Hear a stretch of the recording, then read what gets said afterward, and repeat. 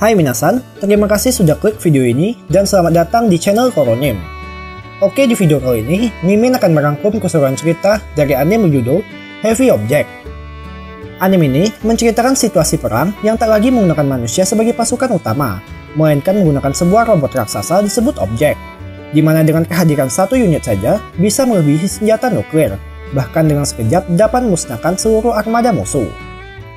Oke, seperti biasa, jika kalian suka dengan konten seperti ini, bisa klik tombol subscribe yang ada di bawah. Dan Mimin juga meminta like-nya sebagai uang parkir. Tanpa banyak basa-basi lagi, langsung saja, simak ceritanya. Lanjut. Di awal scene, kita akan melihat dua orang prajurit bernama Quentor Barbotech dan temannya Winchell Hevia. Meski di zaman sekarang perang tak lagi menggunakan manusia sebagai pasukan utama, tapi kehadiran tentara juga tetap diperlukan. Dan salah satu tugasnya adalah untuk membersihkan jalur penerbangan. Saat makan siang, terlihat mereka pun berbincang satu sama lain tentang tujuan bergabung ke militer. Dimulai dari Hevia yang seorang bangsawan, tapi dituntut oleh keluarganya untuk mendapat pencapaian. Kemudian Quentor yang seorang pelajar, dan ingin mempelajari proses pembuatan objek. Lalu karena bosan dengan makanan militer, mereka pun berniat berburu rusa di gunung. Dan di pertengahan jalan, Quentor yang melihat sungai beku memilih untuk berpisah karena ingin memancing. Namun tanpa diduga, Quentor malah didatangi oleh seorang gadis yang memiliki objek bernama Melinda Brantini. Terjadi perbincangan singkat di antara mereka, dimulai dari alasan kenapa Melinda berada di sini, yakni karena mendengar suara tembakan dari Hevia, sampai alasan kenapa Quentor memilih untuk mempelajari objek generasi pertama, yang padahal versi terbarunya sudah keluar.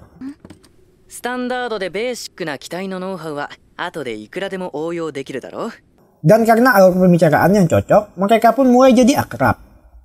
Sekembalinya ke markas, mereka pun langsung dipanggil oleh sang atasan bernama Floretia Capistrano, di mana karena mendengar aksi perburuan liar mereka, ia pun menghukum Hevia dengan kembali membersihkan jalur penerbangan.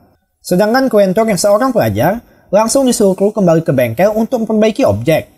Dan setibanya ke bengkel, Quentor pun langsung melakukan perbaikan pada fitur keselamatan bersama seorang nenek kepala teknisi di sana. Namun, Quentor yang seorang pelajar malah melakukan kesalahan hingga membuat Melinda jadi terikat kencang. Jelas, situasi itu pun membuat Quentor ragu untuk melepas ikatan, karena tangannya pasti akan menyentuh gunung kembar Melinda. Hingga karena tak ada pilihan lain, Melinda pun terpaksa menggunakan kursi lontarnya.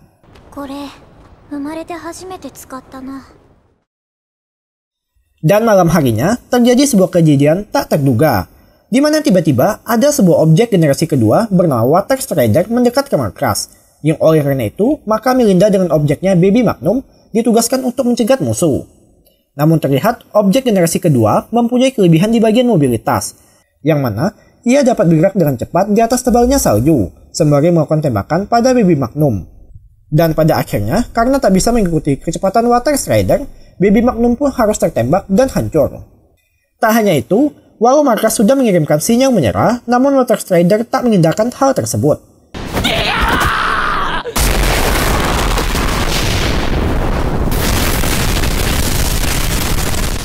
Di mana ia ingin menghancurkan semuanya, mulai dari bengkel perawatan sampai bantai para prajurit.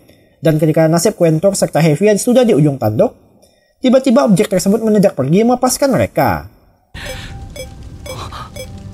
Karena rupanya, Melinda yang selamat sengaja mengirimkan sinyal SOS untuk mengalihkan perhatian. Serta di waktu bersamaan, muncul Floretia yang lalu mengajak mereka untuk segera pergi. Alhasil terjadi cekcok mulut antara Hevia dengan Quentor, karena Quentor yang tak tega meninggalkan Melinda ditangkap. Hingga pada akhirnya, Quentor pun dengan tangan gemetarnya memutuskan pergi seorang diri untuk menyelamatkan Melinda, sekaligus mengulur waktu untuk yang lain agar bisa pergi.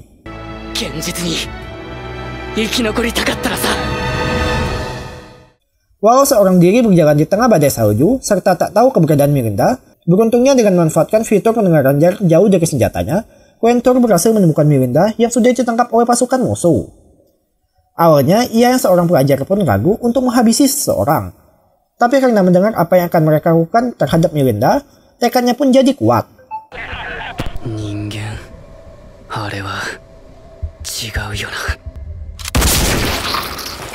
Satu persatu musuh berhasil ditembak, namun seorang prajurit yang berhasil selamat lalu menembakkan serangan balik hingga membuat Quentor hampir terbunuh.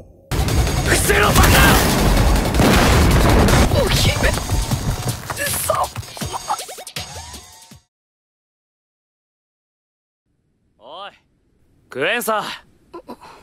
Saat tersadar, sudah ada sahabatnya Hevia yang tak tega meninggalkan dirinya. Sontak Melinda pun kaget sekaligus terharu mengetahui mereka membahayakan nyawa demi dirinya. Tapi obrolan pun harus terhenti karena objek musuh semakin mendekat. Dengan tergesa-gesa, mereka pun bergegas pergi. Namun kecepatan Water Strider dapat segera menyusul mereka. Dan karena tahu tak bisa terus begini, terlintas di pikiran Hevia untuk menggunakan peledak demi menutup jalur pelarian mereka.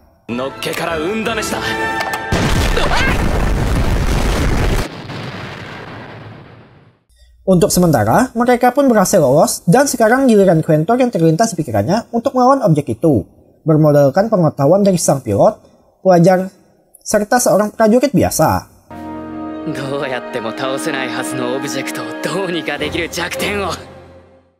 Pertama-tama, mereka pun mulai berdiskusi tentang kelemahan Water Strider yang berada di bagian kakinya.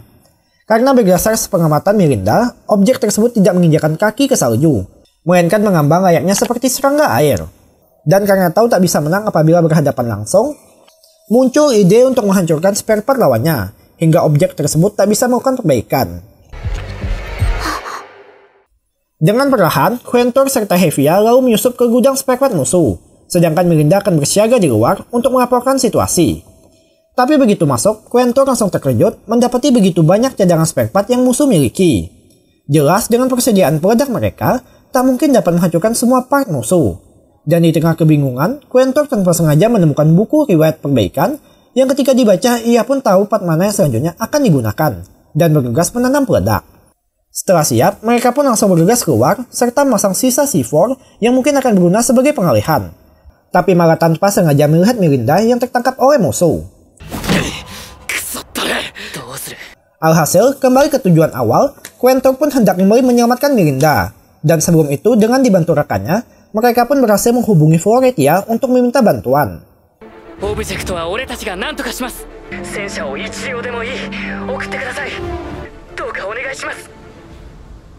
Tapi sial, mereka malah ketahuan lalu tertangkap oleh musuh.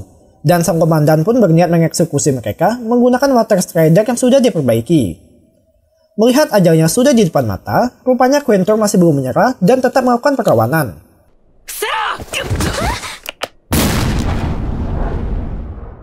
Awalnya, komandan musuh pun mengira kalau serangan sudah usai.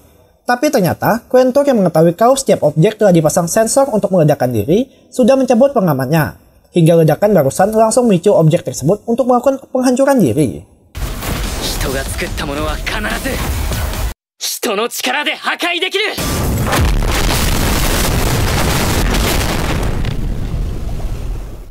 Dan untuk pertama kali dalam sejarah perang, seorang manusia khususnya pelajar berhasil menghancurkan sebuah objek seorang diri.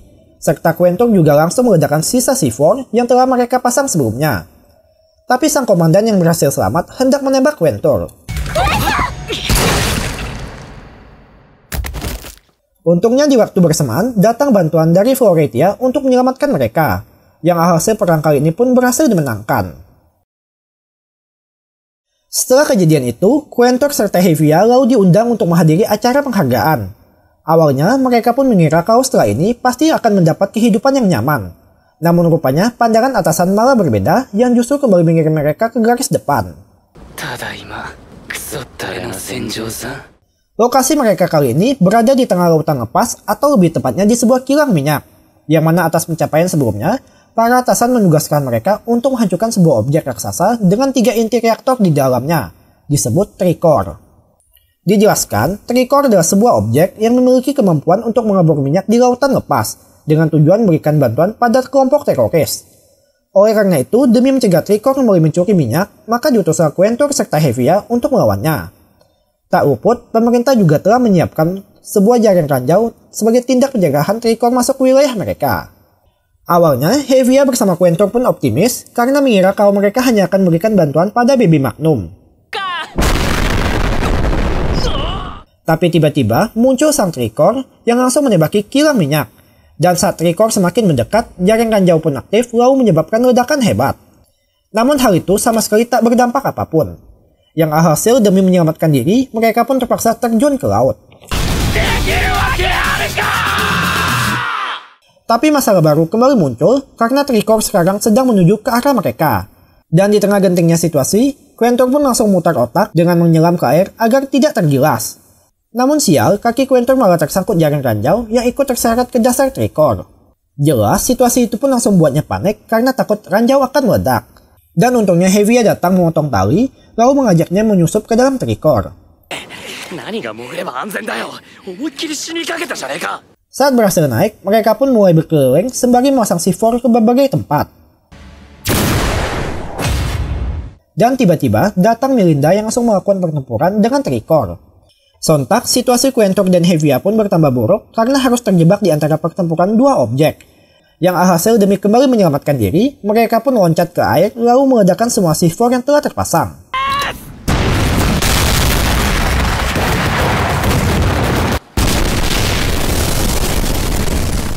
Namun lagi-lagi, ledakan itu belum cukup untuk menenggelamkan trikor. Dan di waktu bersamaan, datang Floretia disertai beberapa heli untuk melakukan evakuasi. Karena tugas mengulur waktu sudah selesai, mereka pun diminta duduk diam sampai kembali ke markas. Harusnya, untuk terhindar dari misi sulit selanjutnya, Quentor cukup diam menyaksikan pertempuran. Tapi ia yang menyadari kejanggalan dari Baby Magnum memilih kembali terjun. Dimana karena trikor dibuat khusus untuk bertempur di air, hal itu membuatnya dapat bermanuver dengan sangat baik. Lalu juga dengan dilengkapi senjata laser, trikor dapat mengincar meriam utama Baby Magnum. Sementara Baby Magnum sendiri, yang tak dirancang untuk bertempur di air, terlihat cukup kesulitan. Dengan semua tembakannya meleset, serta meriam utamanya mulai dilumpuhkan satu persatu. Yang oleh sebab itu, Quentor yang berada di air pun mulai berpikir keras, dan akhirnya menyadari kalau trikor hanya dapat bergerak searah jarum jam, serta mengetahui penyebab hal itu karena terkena jaring ranjau di awal. Alhasil, ia pun nekat berenang mendekat ke arah musuh. Meski kali ini tak bisa ikut langsung, Hevia pun membantu dengan memberikan sekutar air. Dan dengan cepat, Quentor pun langsung menyelam, kemudian melihat 3 buah tiang disebut sirip hiu. Yang dibawahnya masih tersangkut jaring ranjau di awal. Lalu, ia pun segera memasang peledak pada masing-masing ranjau untuk memicu ledakan.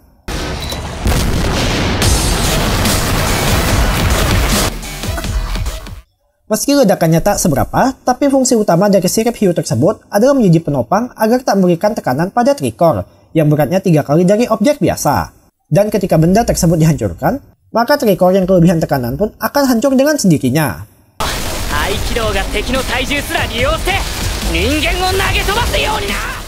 Dan untuk kedua kalinya, Quentor pun berhasil menenggelamkan objek musuh. Atas pencapaian Quentor yang 2 kali berturut mengalahkan objek, para atasan pun kembali mengutus dirinya berserta Hevia ke wilayah padang gurun Oceania, di mana misi kali ini akan dipimpin oleh seorang politikus bernama Fright yang ingin menarik simpatisan rakyat agar memenangkan pemilu nanti. Dan terlihat para prajurit lain pun sangat santai karena pada misi kali ini akan melibatkan 2 objek sekaligus, mana lagi lawan mereka adalah sebuah objek generasi 0,5, yang berarti lebih rendah dari generasi pertama. Dan Quentor bersama Hevia lalu juga ikut bersantai dengan melihat foto idol, sekaligus pilot objek sekutu pada misi kali ini. Kita sebut saja si Toge. Saat sedang berpatroli, Quentor serta Hevia lalu didatangi oleh seorang gadis penduduk lokal yang penasaran dengan objek.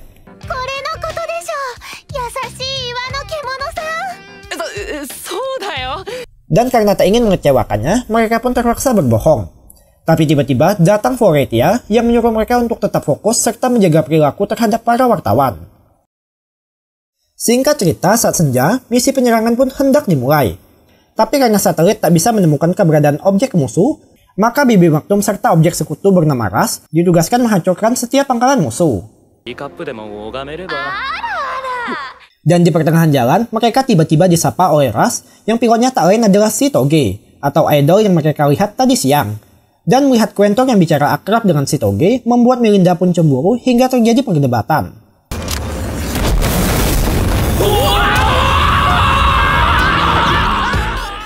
Ketika misi dimulai, terlihat Baby Magnum serta Ras dapat menghancurkan pangkalan musuh dengan mudah, sementara para prajurit lain hanya bersiaga di belakang mereka. Lalu setelah selesai, Quentor serta Hevia lalu ditugaskan memeriksa apakah ada yang selamat. Dan benar saja, mereka mendapati tentara musuh yang sedang berada di semacam pemukiman. Tapi tiba-tiba muncul tembakan entah dari mana yang membuat para tentara pun jadi membantai semua penduduk di sana. Dan Quentor yang tanpa sengaja melihat kalau ada gadis yang bicara dengan mereka tadi siang pun lalu ikut bergerak. Lantas, ia pun langsung melempar C4 dan meledakkannya ke berbagai tempat. Sementara Hevia sengaja menembak 1 atau 2 orang demi menakut-nakuti musuh. Tapi ketika musuh hendak mundur, muncul tembakan dari sniper asing di awal, hingga membuat tak ada pilihan lain bagi musuh untuk bertempur habis-habisan.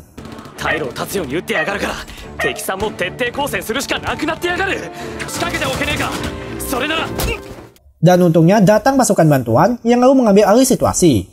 Namun sang gadis yang hendak mereka selamatkan tak lagi bisa tertolong. Singkat cerita, setelah sang sniper berhasil diamankan, ternyata ia adalah seorang wartawan yang tujuannya menembak adalah hanya ingin membantu. Tapi ia belum menyadari kalau akibat dari perbuatannya itu telah membuat pasukan musuh pun jadi mengira kalau rakyatnya sendiri telah bekerja sama dengan lawan. Hingga sekarang dipastikan akan terjadi pembantaian besar-besaran. Sontak saat mengetahui hal itu, ia pun jadi sangat terkejut sekaligus merasa bersalah.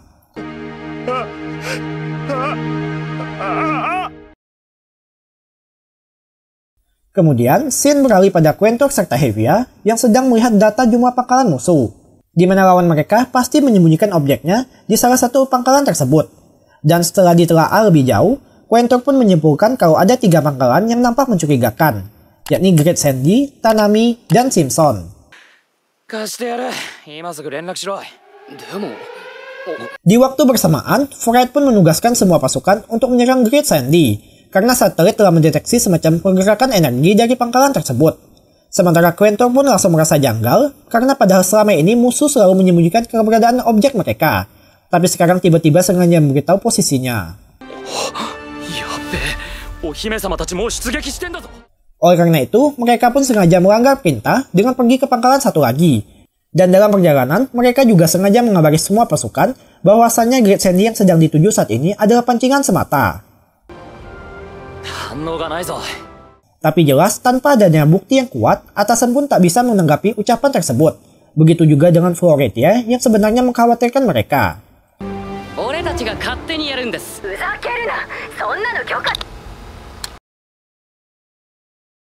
Setibanya Quentor serta Hevia ke pangkalan musuh, tiba-tiba terjadi gempa disertai keluar asap tebal dari salah satu bengkel. Dan benar saja, objek yang mereka duga pun muncul dari kepulan asap itu. Terlihat satu perbedaan signifikan dari objek 0,5 adalah masih menggunakan kabel untuk mengisi daya. Dan Quentor yang melihatnya pun langsung tahu kalau itu adalah kelemahannya.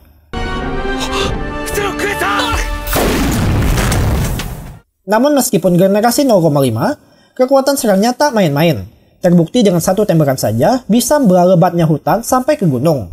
Dan sembari objek tersebut melakukan pemanasan mesin, Quentor pun langsung mengabari temuannya itu pada seluruh pasukan yang sedang menuju ke Great Sandy sekaligus untuk meminta bantuan.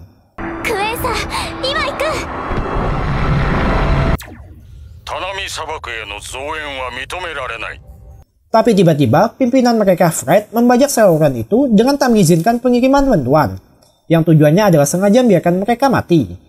Karena akibat ulah Quentor serta Hevia, arus pertempuran objek pun jadi berubah drastis, di mana para gerilyawan serta teroris mulai terinspirasi untuk mengalahkan objek seperti mereka.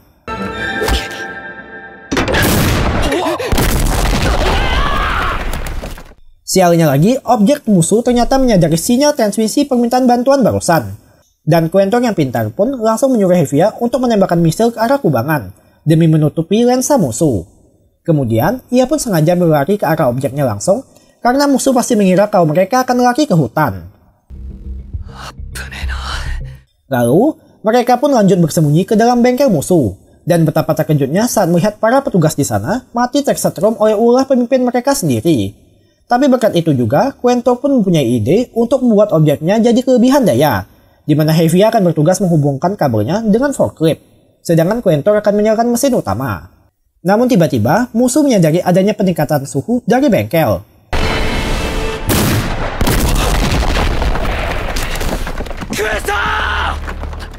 Dan buat Quentor terluka serta tak bisa bergerak. Sontak Hevia pun langsung bergegas membawa kabelnya ke arah musuh. Namun karena jangkauan kabelnya sudah mencapai batas, Hevia pun jadi terpental. Di tengah terdesaknya situasi, tanpa sengaja Quentor melihat sebuah menara air. Sontak ia pun langsung menyuruh Hevia lari ke tempat tinggi, lalu menembakkan misil ke arah pipa. Dan benar saja, dengan cepat air langsung mengenangi seluruh area, serta rencana menggunakan air sebagai media konduktor pun berhasil.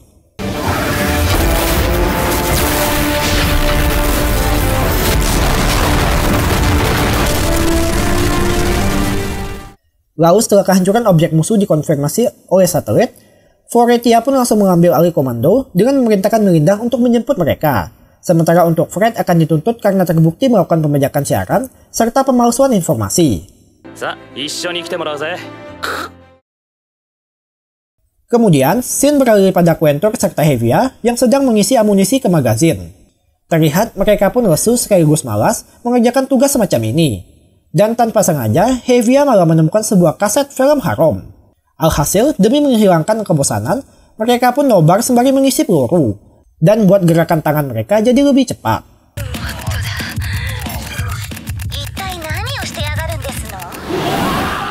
Tapi tiba-tiba muncul panggilan video call dari tunangan Hevia yang sedang rindu padanya sekalian pamer kalau ia sedang liburan ke tempat paling damai. Dan tak berselang lama datang Floretia yang lalu memberikan tugas baru di Antartika. Di mana mereka mendapat info kalau sebuah pesawat yang melintas di wilayah tersebut tiba-tiba dibidik oleh misil SAM. Oleh karena itu, mereka ditugaskan menyelidiki aksi para teroris di sana.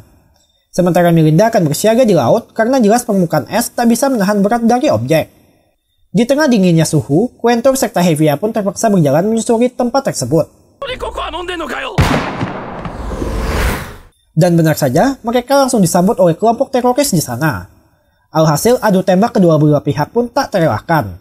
Dan karena situasi semakin memburuk, seperti biasa, Quentor pun kembali menggunakan C4-nya untuk memecah permukaan es dan buat musuh jadi terperosok. Kemudian mereka pun terus berjalan dan akhirnya sampai ke lokasi yang sekiranya adalah markas musuh. Serta tak jauh dari sana, Hevia tanpa sengaja melihat semacam kubangan yang tak lain adalah sumber air panas. Namun saat hendak didekati, tiba-tiba muncul meriam musuh yang lalu langsung menembaki mereka. Untungnya, Quentor pun bergerak cepat dengan mengirimkan koordinat meriam pada Melinda untuk ditembaki.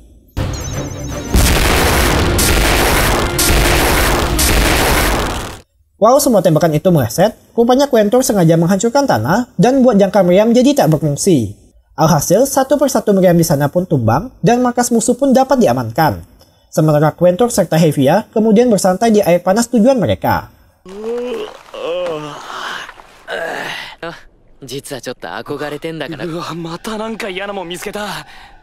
Namun tanpa sengaja, Hevia malah menemukan semacam robot satelit yang ketika diperiksa ternyata tujuan teroris itu adalah ingin bunuh seorang mayor menggunakan senjata laser yang saat ini keberadaannya sedang di bulan.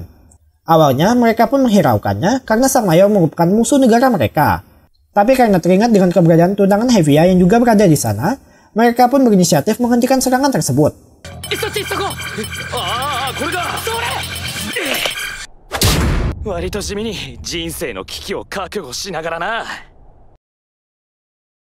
Tak selesai begitu saja, konflik masih berlangsung. Kali ini mereka ditugaskan untuk melawan sebuah perusahaan yang memproduksi teknologi Mars Driver atau teknologi peluncuran luar angkasa, di mana perusahaan ini memutuskan keluar dari induk perusahaan karena adanya perselisihan masalah internal.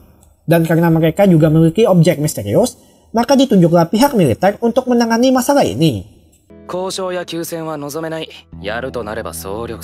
Pertama-tama, demi memastikan keamanan, maka BB Magnum diutus maju terlebih dahulu untuk mengantisipasi serangan dadakan. Dan setelah situasi dinyatakan aman, maka giliran pasukan darat yang diterjunkan. Tapi disinilah musuh tiba-tiba muncul lalu menembaki mereka. Di tengah hujan tembakan, satu persatu kapal pengangkut pun jadi tertembak. Dan demi mencegah jatuh banyak korban jiwa, maka BB Magnum diperintahkan membersihkan semua meriam musuh.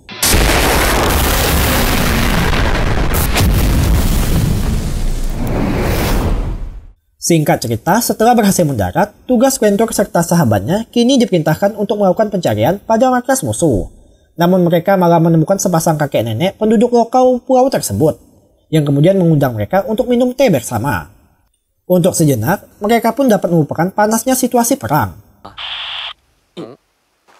Tapi tiba-tiba muncul panggilan radio, tepatnya dari seorang pilot bangsawan bernama Harold Copacabana, yang mengabarkan kalau ia akan datang memberikan bantuan pada mereka, dengan objek terbarunya disebut Bright Hopper. Umumnya, mereka harusnya senang mendapat bantuan. Tapi Harold rupanya adalah calon tunangan Floretia yang sebelumnya sempat ditolak.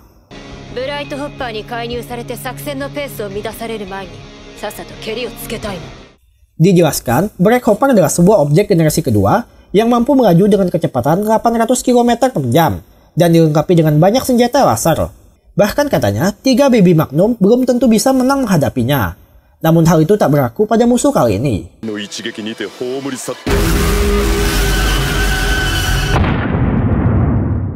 Dengan cepat, berita tumbangnya Black Hopper pun langsung sampai ke telinga Floretia, serta seluruh pasukan.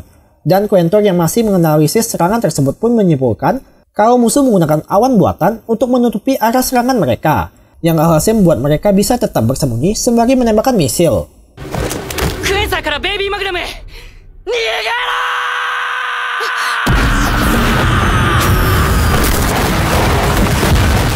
Tapi baru saja menghindar, rupanya musuh sudah mengirimkan tembakan kedua.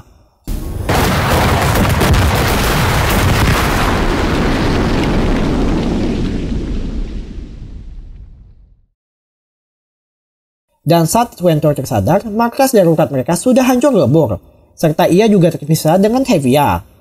Akibatnya, misi mereka kali ini pun gagal, dan Floretia berniat memerintahkan seluruh pasukan untuk mundur. Sementara itu, Hevia yang terpisah rupanya sedang menyembunyikan keberadaan Baby Magnum ke salah satu bangunan. Dan tiba-tiba ia mendapat transmisi dari bawahan Halred yang minta agar misi tetap dilanjutkan, di mana ia ingin meledakkan bendungan agar menghambat pergerakan objek musuh, lalu akan dihancurkan oleh Baby Magnum. Tentunya, dampak lain dari meledakkan bendungan adalah akan membuat daerah serta warga sekitar menjadi korban, dan jelas Hevia pun menentang perintah tersebut. Namun tanggapannya itu sama sekali tak digubris. Sontak ia pun bergegas ingin menghentikan mereka, dan di waktu bersamaan Hevia lalu dihubungi oleh Quentor, di mana rupanya Floretia juga menentang perintah tersebut, yang kemudian mereka berdua pun sepakat untuk berpencar. Dan dikarenakan kondisi Quentor yang masih pincang, kali ini ia akan ditemani oleh Floretia. Pertama-tama, mereka pun berniat pergi ke lokasi objek musuh, karena ternyata Quentor memperkirakan kalau lokasi mereka saat ini berada di salah satu jurang. Dan setibanya di percabangan, mereka pun harus menunggu sampai terdengar bunyi pergerakan objek, demi mengetahui jalan yang benar. Sembari menunggu, Floretia pun sedikit curhat pada Quentor terkait masalah perjodohan, di mana rupanya keluarga Capistrano memiliki semacam kelebihan dalam hal keturunan, yang mana mereka pasti dapat melahirkan anak bahkan dari pria impoten sekalipun, dan terlebih anak yang dilahirkan pasti laki-laki. Oleh karena itu, setiap bangsawan yang ingin punya penerus pasti berlomba-lomba untuk mendapatkan Floretia. Dan akhirnya objek musuh pun mulai bergerak. Di sisi lain, Hevia yang hendak pergi ke bendungan meminta agar Melinda segera pergi membantu Quentor.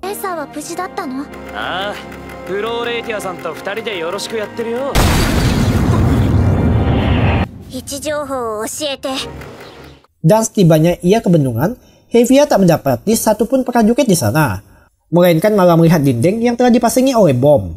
Dan setelah berkonsultasi dengan Quentor, Hevia pun memutuskan untuk menembak kabelnya. Mendengar bunyi tembakan, bawahan Halred pun langsung keluar dan menembakinya.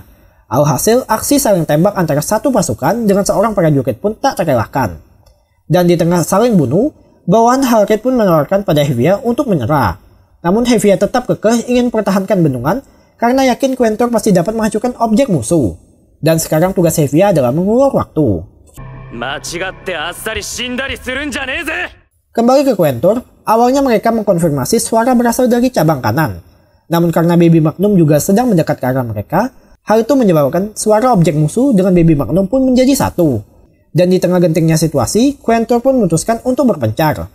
Ia meminta Floretia untuk masuk ke cabang kiri, sedangkan ia akan masuk ke cabang tengah.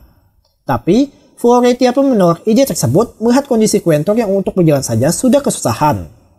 Namun saat perhatiannya teralihkan, Quentor malah nekat meluncur ke cabang tengah, yang alhasil membuat Floretia pun terpaksa mengikuti rencana Quentor. Dan entah beruntung atau sial, Quentor pun bertemu dengan objek musuh yang memiliki meriam raksasa. Lalu saat hendak melaporkan temuannya itu, tanpa diduga, radionya malah rusak. Alhasil, bermodalkan sebuah pistol serta beberapa magazin, Quentor pun nekat menembaki objek tersebut. Tapi rupanya ia tak asal menembak, melainkan suara tembakan tersebut membentuk semacam kode biner yang memberitahu lokasi musuh pada Melinda. Dan setelah posisi musuh berhasil dikonfirmasi, dengan cepat Melinda pun langsung membidik ke arah salah satu terowongan, lalu langsung menembakkan meriamnya.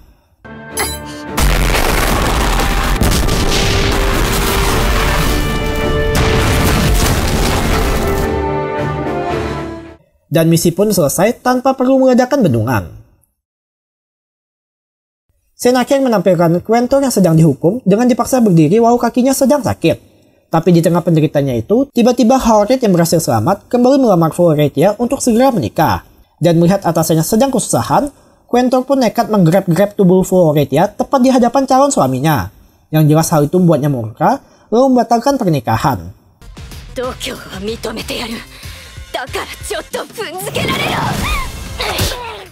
Belum tamat. Oke minsan, cukup sekian naruh cerita part 1 dari anime Heavy Object kali ini. Karena terkait masalah durasi, maka untuk anime ini akan menjadi 2 part. Dan untuk part keduanya akan mimin upload dalam beberapa hari ke depan. So, pantengin terus dengan cara subscribe serta nyalakan notifikasinya. Sore Dewa, mata ne!